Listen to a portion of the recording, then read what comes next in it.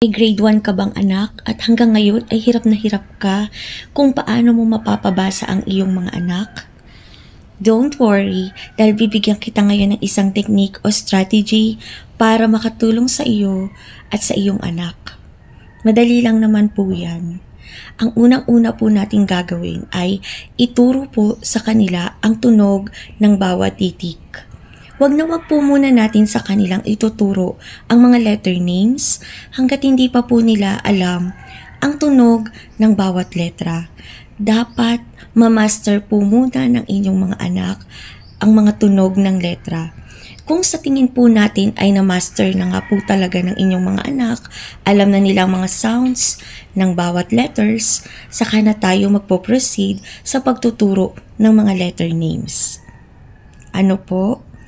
At kapag po yan talagang natutunan or talagang natutukan nyo po talaga ang inyong mga anak sa mga tunog ng bawat titik at na-introduce na rin po ang mga letter names, posible po talaga na mapapabilis po talaga na mapapabasa ang inyong mga anak.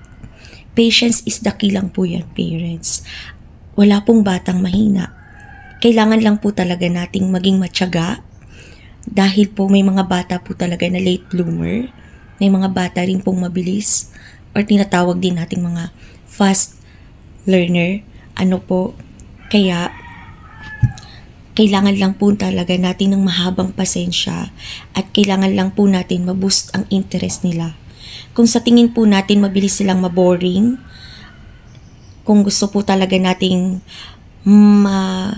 turuan natin sila ng mga tunog ng letra nang hindi sila naboboring, pwede po tayo mag-search ng mga phonics song sa YouTube or mag-download at ipaulit po natin ng ipaulit sa ating mga anak na awitin yun hanggang sa tuluyan po nilang ma-memorize lahat ng sounds ng letters.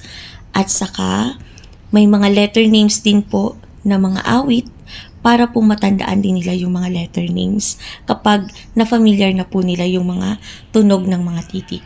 Sana po nakatulong po sa inyo ang video ito. Maraming salamat po. Thank you for watching.